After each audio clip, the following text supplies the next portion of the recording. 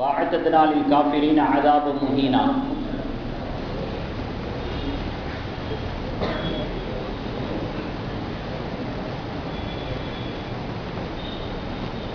சதகல்லாஹு அலீம்.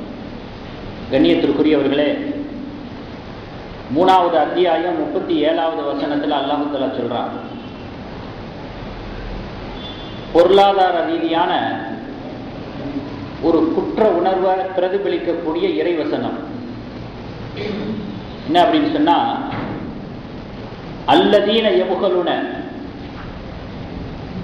கஞ்சத்தனம் செய்கிறார்களே, வயமுருன நாஸ பில் புகுலி,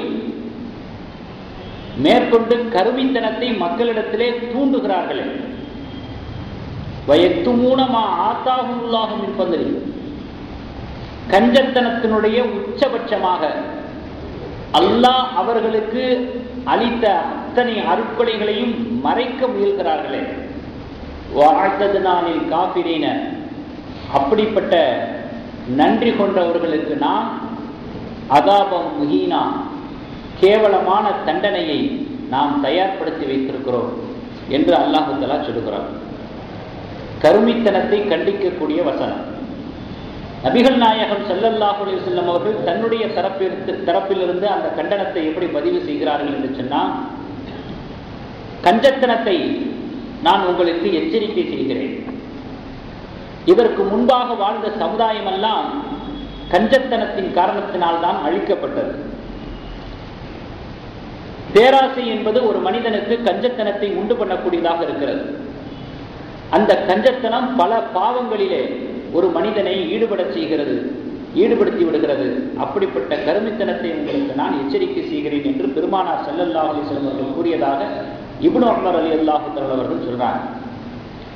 அதிகமாக நான் விளக்கமாக சொல்ல விரும்பல, செய்திகளை மட்டும் உங்களுடைய கவனத்தில் கொண்டு வந்துக்கிட்டே போறேன். ஏன்னா இது ரொம்ப ஒரு சோர்வான ஒரு நேரம். ஹதீஸ்கள், ஆயத்துக்கள், அது சம்பந்தமான முக்கியமான விஷயங்களை மட்டும் உங்களுடைய கவனத்துக்கு நான் கொண்டு வரேன். சும்மா பயன் மாதிரி விளக்கி விவரமான சொல்ல நான் விரும்பல. ஏன்னா முக்கியமான விஷயங்கள் மட்டும் உங்களுடைய கவனத்துக்கு கொண்டு வரேன். ஆக யாரிடத்துல பேராசை இருக்குமோ, பொருளாதாரத்தின் மீதான பேராசை இருக்குமோ, அவரிடத்துல கருமித்தனம் இருக்கும். இது ஈமான்ல உள்ள பலகீனத்தினுடைய அடையாளம். அல்லாஹ்வுடைய கஸானா விசாலமானது. அல்லாஹ்விடத்துல நம்ம எவ்வளவு வேண்டாலும் கேட்கலாம், கொடுக்க அல்லாஹ் தயாராக இருக்கிறான்.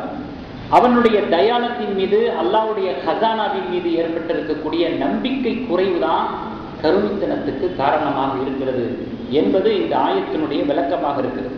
அதுலேயும் ரொம்ப மோசமான கஞ்சத்தனம் என்ன தெரியுமா? குடும்பத்தினர்களுக்கே செலவு செய்யறதுல கணக்கு பார்க்கறது. குடும்ப செலவினங்களுக்கு கூட நம்ம கணக்கு பார்த்தோம், கஞ்சத்தனம் பட்டோம் அப்படின்னு சொன்னா பரக்கத்தை அல்லாஹ் தஆலா வருமானத்திலிருந்து தொடச்சி எரிஞ்சிடறான்.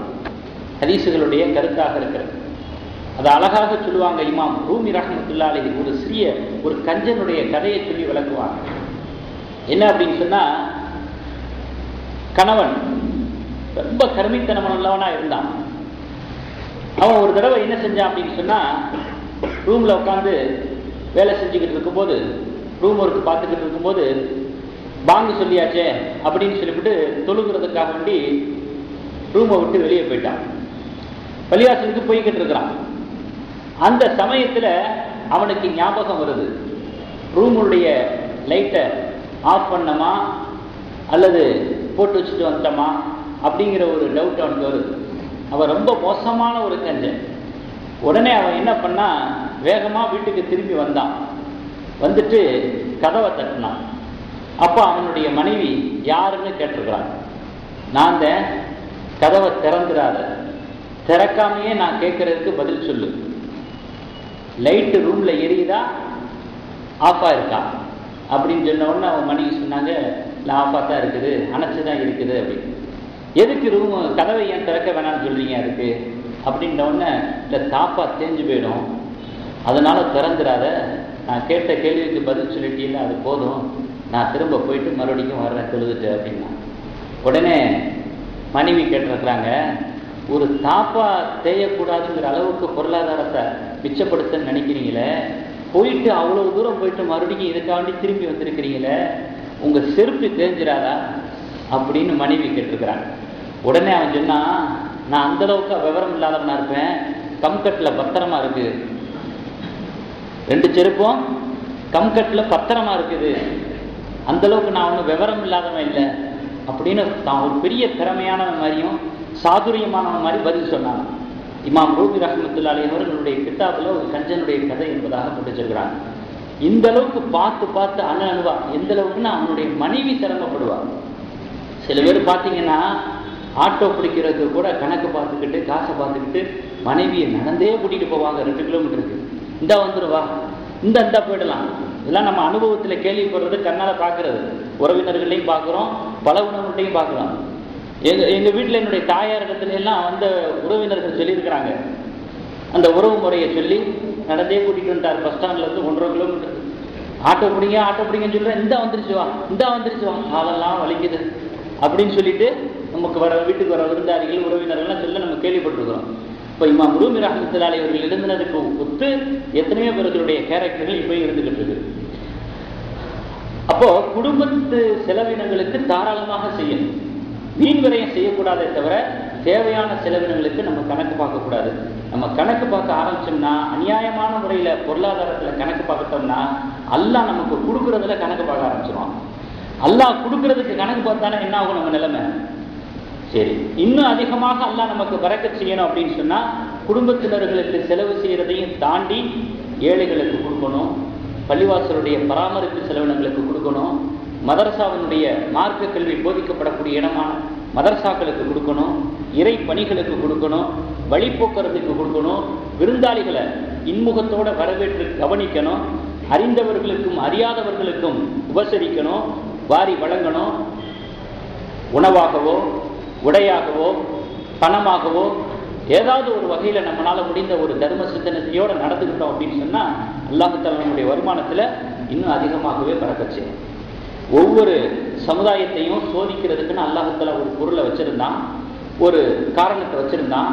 ஏன் சமுதாயத்துக்கு சோதனையான பொருள் எது அப்படின்னு சொன்னால் அவர்கள் சம்பாதிக்கக்கூடிய பணம் தான், வருமானம் தான், பொருளாதாரம் தான் என்று பெருமானார் ஸல்லல்லாஹு அலைஹி வஸல்லம் அவர்கள் ஏன் சமுதாயத்துக்கு பொருளாதாரத்தை தான் அல்லாஹ் தஆலா சோதனையாக வச்சிருக்கிறான் அப்படின்னு சொல்லியிருக்கிறார். அல்லாஹ் வெறுக்கக்கூடிய 2 விஷயம், ஒன்று கஞ்சத்தனம், 2வது கோழைத்தனம். ஈயா அலைஹிஸ்ஸலாம் அவர்கள் கேட்டாங்க, நான் ஷைத்தான்ட்ட உனக்கு ரொம்ப விருப்பமானவங்க யாரு, உனக்கு ரொம்ப வெறுப்பானவங்க யார் அப்படின்னு. உடனே ஷைத்தான் சொன்னானா, எனக்கு ரொம்ப விருப்பமானவர் முஸ்லீமான கஞ்சன், எனக்கு ரொம்ப வெறுப்பானவர் பாவியான தர்மர். பாவி ஆனால் தர்மம் செய்யக்கூடிய குணம் கொண்டவர், இவன் எனக்கு சுத்தமாக பிடிக்காதவர். யஹ்யா அலைஹிஸ்ஸலாம் அவர்கள் கேட்டாங்களாம், நபி அவங்க ஏன் அவனை விரும்புகிற, ஏன் இவனை வெறுக்கிற அப்படின்னு. உடனே ஷைத்தான் அடுத்து பதில் சொன்னா, யார்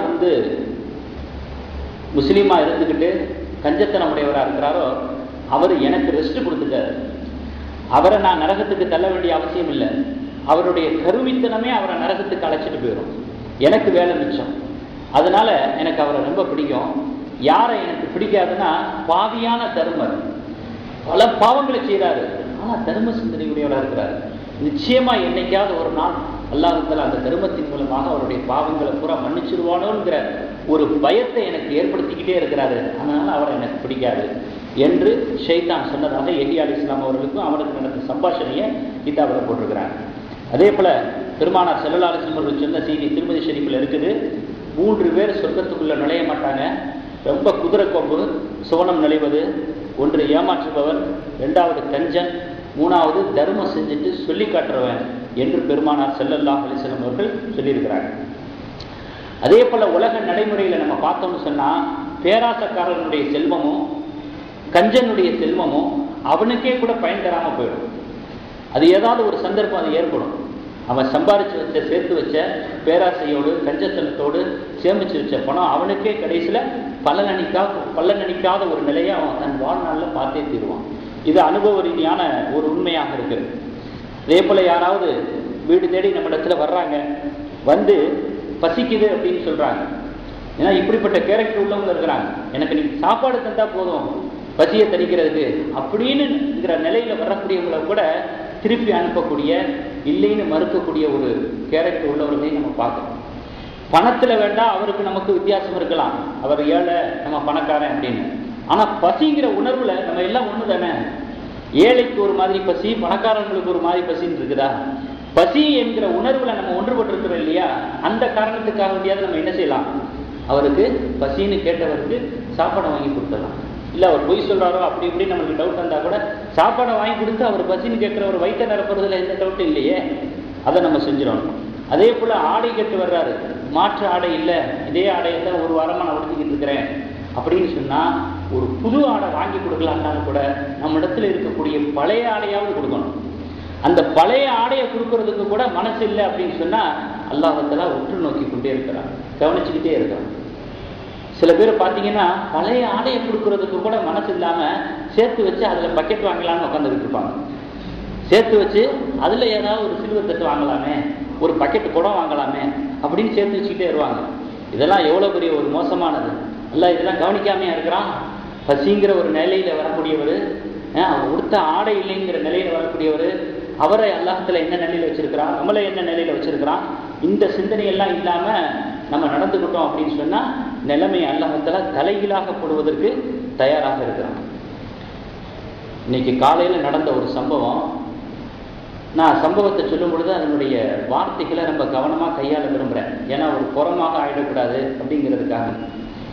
என் பையனை வேனில் ஏற்றி விட்டுட்டு 7:30 மணிக்கு போல வந்தேன். வந்த இடத்துல அது ஒரு பிளேஸ், எந்த இடம்னு சொன்னா கூட அது சிக்கலாயிடும். தடுமாறி விழுந்துட்டார். அவரை பற்றி அந்த பகுதி வாழ் மக்களுடைய சிந்தனை என்னன்னு கேட்டா, காசுல ரொம்ப கரெக்டான ஆளு, ரொம்ப கஞ்சத்தனமான எண்ணமுடையவர் அப்படிங்கிறதாகத்தான் அவரை பற்றிய ஒரு அட்ரஸ் அந்த பகுதியில. இப்ப நான் வந்துகிட்டு இருக்கிற அந்த சூழ்நிலையில தடுக்கி விழுந்துட்டு ரத்தம், அவருடைய சட்டையெல்லாம் ரத்தம், தரையெல்லாம் ரத்தம், மண்டை அப்படி குழந்துருச்சு. மயக்கம் ஏற்படலை, ஆனால் வலிஞ்சு ஊற்றிக்கிட்டு இருக்குது.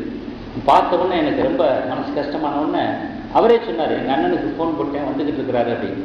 உடனே நான் வேகமாக பக்கத்தில் இருக்கிறவங்கள்ட்ட சொன்னேன். ஏன்னா அவர் தூக்குறது கூட வலுக்குது அந்த டைல்ஸ்.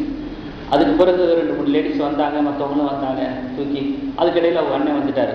வந்த உடனே அவர் எல்லாத்தையும் தொடச்சி விட்டார். நானும் இருந்து கையெல்லாம், என் கையெல்லாம் ரத்தம், ட்ரெஸ்ஸெல்லாம் ரத்தம். அப்போ வெள்ளை சட்டை போட்டிருந்ததுனால ஃபுல்லாக சட்டையெல்லாம் ரத்தம். அப்போ அந்த சட்டையை நான் தான் கலட்டிட்டு அப்படி ஓரமாக போட்டேன். போட்டதுக்கு பிறகு எல்லாம் தொடச்சாங்க. இப்போ அந்த நேரத்தில் கூட அவனுடைய சிந்தனையை பாருங்க, அவருடைய சிந்தனை என் சட்டை எங்கேன்னு தேடிக்கிட்டாங்க. அங்கே 2 பேரும் திட்டினாங்க, இல்லை என்ன நிலைமையில் இருந்துக்கிட்டு இருக்கிற, இந்த சட்டையை போய் தேடிக்கிட்டு இருக்கிற, இந்த சட்டையை தான் உனக்கு பரபரப்பு உண்டாகுது அப்படின்னு 2-3 பேர் திட்டினாங்க. சூழ்நிலை எப்படி இருக்கு பார்த்தீங்களா? நம்ம வாழக்கூடிய காலங்களில் எந்த குணத்தின் மீது இருக்கிறோமோ அந்த குணம் கடைசி வரைக்கும் மாறாது. அழகாக அரபியில் ஒரு வார்த்தை சொல்லுவாங்க, தமுதூன கமா தஹியூன, எப்படி வாழ்றீங்களோ அப்படித்தான் மரணிப்பீங்க. துபாஅதுன கமா தமூதுன, எப்படி மரணிக்கிறீங்களோ அப்படித்தான் எழுப்பப்படுவீங்க. விளங்குதா? ஹதீஸினுடைய கருத்து. மறுபடியும் சொல்லவா? தமுதூன கமா தஹியூன, எப்படி வாழ்றீங்களோ அப்படித்தான் மரணிப்பீங்க. நீங்க வாழக்கூடிய காலங்களில் உங்களுடைய உள்ளங்கள்ல என்ன எண்ணங்கள் ஆழமா நிரந்தரமா நிலைய பதிஞ்சுக்கிட்டு இருந்துச்சோ அதுதான் வாயில வரும் மௌத்துடைய சமயத்தில். உங்களுடைய வாழ்க்கை பிரதிபலிக்கக்கூடிய, எதிரொலிக்கக்கூடிய ஒரு நேரம் அந்த மௌத். அதே போல என்ன நிலையில மௌத்தாகிறீங்களோ அதே நிலையில தான் எழுப்பப்படுவீங்க. அப்போனா நம்ம எந்த அளவுக்கு கவனமாக வாழ கடமைப்பட்டிருக்கிறோம், அல்லாஹ்வுடைய அச்சப்பாடோட வாழ கடமைப்பட்டிருக்கிறோம் பாருங்க. அதுக்கு ஒரு சின்ன ஒரு உதாரணமாகத்தான் நான் இதை சொன்னேன். அதே போல நம்முடைய வீட்டுக்கு ஏழை வர்றாரு, பசியாடி வர்றாரு, வந்தவருக்கு இல்லைன்னு சொல்லி அவருடைய கையை வெறுங்கையாகவே திருப்பி அனுப்பணும் அப்படின்னு சொன்னா 7 நாளைக்கு அந்த வீட்டுக்கு ரஹமத்துடைய மலக்குமார்கள் வரமாட்டாங்க அப்படிங்கிறதாக ஹதீஸ் இருக்கிறது. மூசா அலைஹிஸ்ஸலாம் அவர்கள் கேட்குறாங்க அல்லாஹ்விடத்துல, யா அல்லாஹ், உன்னையை நான் எங்கே பெற்றுக்கொள்வேன்? அல்லாஹ்விடத்துல எப்படி கேட்குறாங்க? உன்னையை நான் எங்கே பெற்றுக்கொள்வேன் அப்படின்னு சொன்ன உடனே அல்லாஹ்விடத்துல அதுக்கு பதில் சொன்னானா, உடைந்து போன உள்ளத்திலே என்னை காண்பாய் அப்படின்னு சொன்னான். யார் பல சிரமங்களுக்கு மத்தியில, நெருக்கடிகளுக்கு மத்தியில மனசு உடைஞ்சு நொறுங்கி போய் இருக்கிறாங்களோ அவர்களுடைய உள்ளத்துல அல்லாஹ் இருக்கிறான். உடைந்து போன உள்ளத்தை அல்லாஹ் தஆலா விரும்புகிறான், ரசிக்கிறான் என்று பெருமானார் ஸல்லல்லாஹு அலைஹி வஸல்லம் சொல்லியிருக்கிறார். நம்மளாம் ஒருத்தவங்களுடைய கஷ்டத்தை பார்த்து அவனை தூற்றுறோம், அவனை பழிக்கிறோம். இல்லை, யார் உலகத்துல வாழுகிற பொழுது அதிகமாக கஷ்டப்படுறாங்களோ அவங்க இறைவனை நெருங்கி கொண்டிருக்கிறார்கள் என்பதாக. அவர்கள் இறைவனுடைய திருப்தியை நோக்கி பயணித்துக் கொண்டிருக்கிறார்கள் என்பதாக இதான் ஹதீஸினுடைய ஜட்ஜ்மெண்டாக இருக்கிறது. இப்போ மூசா அலைஹிஸ்ஸலாம் அவர்கள் கேட்ட கேள்விக்கு அல்லாஹ் அப்படி பதில் சொன்னாங்க.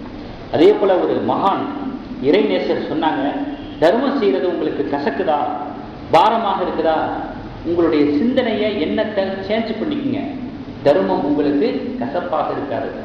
என்ன சேஞ்ச் பண்ணிக்கிறது?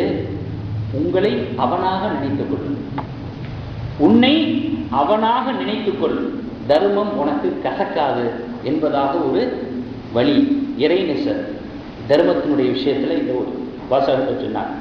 அதே போல பெருமானார் ஸல்லல்லாஹு அலைஹி வஸல்லம் அவர்களுடைய ஸ்டைல், அவர்களுடைய பாணி என்ன தெரியுமா? எந்த நேரமும் ஏழைகளுடையே இருப்பாங்க. ஏழைகளுடன் கலந்துரவாடுவதே ஒரு தர்மம் தான். அதுக்கு கூட ஒரு பெருந்தன்மை வேணுங்க, அதுக்கு கூட ஒரு தயாளம் வேணும். எங்க சலாம் சொன்னா அல்லது சலாத்துக்கு பதில் சொன்னா ஏதாவது கடன் கேட்டுருவானோ, ஏதாவது உதவி கேட்டுருவானோன்னு எஸ்கேப் ஆகிறவங்க எத்தனை பேர் இருக்கிறாங்க? அவனிடத்துல பேசுறதையே தரக்குறைவா நினைக்கிறவங்க எவ்வளவு பேர் இருக்கிறாங்க? ஏழைகளுடன் கலந்துரவாடுவதே பெரிய தர்மம் என்று பெருமானார் ஸல்லல்லாஹு அலைஹி வஸல்லம் சொன்னாங்க. ஏழைகளை கொண்டுதான் இஸ்லாம் வளர்ந்தது. ஏழைகளை வச்சுத்தான் இஸ்லாத்தினுடைய பணிகள் ஆரம்பமானது, இஸ்லாத்தினுடைய அத்திவாரம் போடப்பட்டது. அதனால ஏழைகளுடன் கலந்துரவாடுவதே பெரிய தர்மம் என்பதாக பெருமானார் ஸல்லல்லாஹு அலைஹி வஸல்லம் அவர்கள் சொன்னாங்க. அதோட இன்னொரு வாசகத்தையும் சொன்னாங்க, தர்மங்களை வாங்குவதற்கு ஏழைகளே கிடைக்காத ஒரு காலம் வருவதற்கு முன்பாக தர்மம் செய்து கொள்ளுங்கள். தர்மம் செய்யணும், சதக்கா செய்யணும், ஜக்காத்து செய்யணும், கொடுக்கணும் அப்படின்னு நினைப்போம், பொருளும் இருக்கும், வாங்கிறதுக்கு ஆள் இருக்காது. அப்படி ஒரு காலம் வருவதற்கு முன்பாக நீங்கள் தானம் செய்து கொள்ளுங்கள், தர்மம் செய்து கொள்ளுங்கள். இன்னைக்கு சில பேர் கேட்குறாங்க, ஒரு நல்ல தர்மத்துக்கு பொறுத்த, அதாவது இந்த தர்மத்தை பெறுவதற்கு உரிய சரியான தகுதியான ஆள் யார் இருக்கிறாங்களா அப்படின்னு இப்பவே கேள்வி ஸ்டார்ட் ஆயிடுச்சா இல்லையா? இப்போ நிறைய பேர் கேட்க ஆரம்பிச்சுட்டாங்க. இது கரெக்டான ஆளுக்கு போய் சேரணும். அந்த மாதிரி ஒரு நிலைமையில் இருக்கிறவங்க யாராவது இருக்கிறாங்களா அப்படின்னு நிர்வாகிகள் அணுகிறாங்க, உலமாக்கள் அணுகிறாங்க, சமூக சேவையில் ஈடுபடக்கூடியவர்கள் அணுகிறாங்க. அது மாதிரி ஏதாவது பணிகள் புரியக்கூடிய சமூக சிந்தனை உடையவர்கள் இருக்கிறாங்களான்னு கேட்குறாங்க. இப்பவே கேள்வி ஸ்டார்ட் ஆயிடுச்சு. இது இப்படியே எங்கே போய் நிற்கும் அப்படின்னு சொன்னா, கடைசியில் நீங்கள் தேட வேண்டியதுதான். என்னுடைய ஜக்காத்துடைய கடமையை நான் நிறைவேற்றணுமே, ஆள் கிடைக்க மாட்டேங்குதே, இது ஒரு பெரிய வேலையா போச்சே அப்படின்னு இங்கேருந்து ஒரு ஊர்ல இருந்து இன்னொரு ஊருக்கு போக வேண்டிய காலம் வந்தாலும் வரும், நிச்சயமா வரும். ஏன்னா நபி ஸல்லல்லாஹு அலைஹி வஸல்லம் சொல்லியிருக்கிறாங்கல்ல. அப்ப அந்த மாதிரி காலம் வருவதற்கு முன்பாக நீங்கள் தர்மம் செய்து கொள்ளுங்கள் என்று பெருமானார் ஸல்லல்லாஹு அலைஹி வஸல்லம் சொன்னார். ஆகையினால அல்லாஹ் ஜல்ல ஜலாலுஹு நமக்கு கொடுத்தவைகளுக்கெல்லாம் நன்றி செலுத்தணும் அப்படின்னு சொன்னா, தர்மத்தினுடைய வாசலை நம்ம திறந்து வைக்கணும். நம்ம தர்மத்தினுடைய வாசலை மனதளவில் திறந்து வச்சாதான் அல்லாஹ் தஆலா தன்னுடைய ஹஸானாவுடைய வாசலை நம்முடைய வீட்டை நோக்கி திறந்து வைப்பான், நம்முடைய வருமானத்தை நோக்கி திறந்து வைப்பான், நம்முடைய குடும்பத்தினர்களை நோக்கி திறந்து வைப்பான், நம்முடைய சந்ததிகளை நோக்கி திறந்து வைப்பான். நம்முடைய மனசனுடைய வாசல் கதவை மூடிட்டோம்னா நம்மை நோக்கி இருக்கக்கூடிய அல்லாஹ்வுடைய ஹஸானாவுடைய கதவை அவனும் மூடிடுவான். அப்படிங்கிறது தான் இந்த ஆயத், இந்த ஹதீஸ் கண்டனத்தோடு பதிவு செய்யக்கூடிய சுபச்செய்தியாக இருக்கிறது.